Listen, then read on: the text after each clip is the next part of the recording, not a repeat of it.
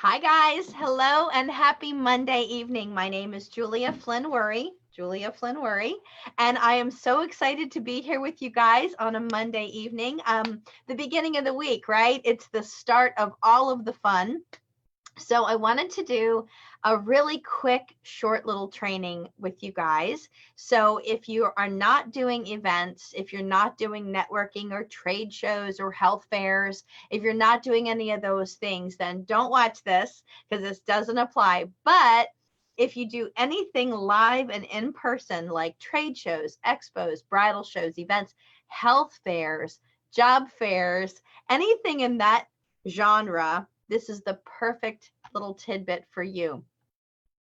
In fact, if you sell retail, this might actually be a good tip for you. So the first thing is like who are you trying to reach? So that's how you decide what kind of show or event that you're going to do. Well, I wanted to talk about how to get more bang for your buck before the trade show. What can you do before? It's kind of like a preemptive strike. So what came to mind was where to post the events and where are the events that you want to attend, and how can you team up with some other people to really maximize your effectiveness. So I have 3 tips for you. That's what I'm going to be going over this afternoon, this evening. And tip number 1 is, where are these events? So let's say, for instance, you would like to do health fairs. Let's say you're a dentist or a chiropractor, or you have a health and wellness product and you'd like to be at some health and wellness fairs or some health expos. So recently this question was asked of me, and it was, well, where do I find these wonderful events to participate in? And I got to thinking, wow, I'm not really sure. So the first place that I went was directly to Facebook, and I started searching health fairs, and it was great, but I found some that had already happened. They'd already taken place. So what do you do in that case? Well, what I did is I went to those event pages and I looked to see who were the vendors and also who was the planner and the promoter of those events. And I reached out to those people. And it was interesting because those wonderful people were letting me know about the event they had just participated in, but also other events that they're doing, participating in, or that they're going to be at. So I was able to get the jump on something else. I got a secret little tidbit too. Apparently, a lot of churches are now doing a lot of health fairs and expos and job fairs and things to help their parish or their community. So I never even thought of that. So churches was a great idea. I also learned that you can contact hospitals and other institutions, universities and schools, and they have expos and fairs and things like that. So I did start with, oh gosh, I want something now, but I can't find that. And I was able to find something in the future. So I urge you to read some of those posts of people who are participated and see exactly where they are and who they are. Number 2, how do I actually promote the event? So this is what happens. Let's say you sign up for an event like a health fair, and let's say that you are in preparation for this. You really want to do your own advertising and marketing to your own list and your own contacts. The more people that you can bring in that day, the better the event will be for everyone, not just for you, but for all of the other vendors. And if everybody does that, if everybody reaches out to people that they know, the event is going to be explosive, right?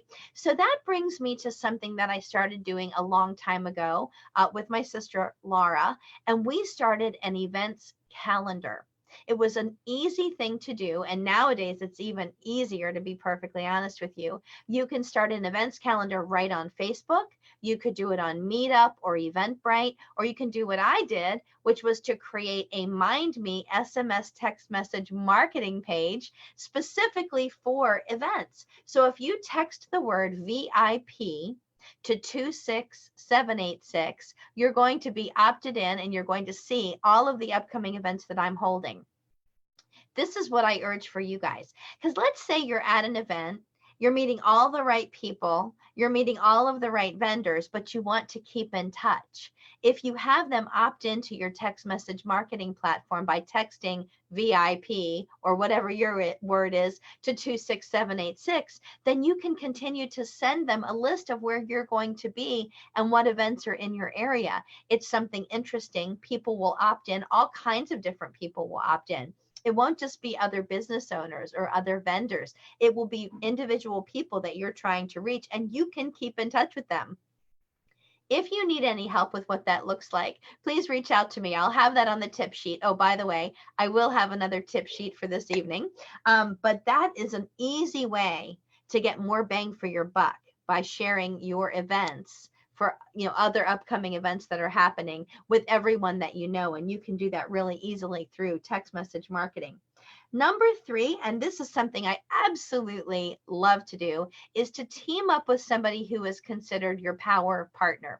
A power partner is somebody who sells to the same people that you sell to, but they don't compete with you. So if we use the example of a bride, people, let's say if I was a florist or someone who's in the health and wellness profession, and I sell directly to brides because brides want to be healthy, grooms want to be healthy once they decide to get married. Someone else who sells to brides and grooms would be the DJ or the florist or the officiant or the wedding gown and tuxedo store. Those people all sell to brides just like I do, but they don't compete with me, right? So if I sell health and wellness products to people who want to be healthy, I'm also looking for other people who want to sell to them at the same time. That would be doctors, optometrists, podiatrists, chiropractors. They want to sell to the same people. So that's what a power partner is. So if you team up with a power partner and you two are working together to do these trade shows or to scout for trade shows that are in your local area, perhaps you can find some things and maybe you could trade off or have someone be your backup. Let's say, for instance, you sign up for 5 events and they sign up for 5 events, and maybe you can't make them all, something comes up, things change. You know that that other person can be your stand-in, right? You can swap out and you can do things together, whatever. You can support and help each other. This is a great way to build your relationship with other people that are in your same genre of what you do, but aren't competing with you. It's a great way to go. So quick recap. Number 1, where to find the events. I urge you to go to Facebook and search vendor groups or health fairs or job fairs, whatever it is that you're doing, and find some groups as well as some events and reach out to the people who've already done the events. Number 2, you want to create your own calendar of events. You can do that in a variety of ways, everything from text message marketing to a Facebook page, alignable, meetup, Eventbrite, that works great. And then last, team up with somebody who is your power partner so that you can share the load and do some work and maybe even trade off if you need to. I thank you guys so much for being here this evening. My name is Julia Flynn Worry, and I love sharing information and ideas. I look forward to coming to you guys again really soon. Have a great Monday.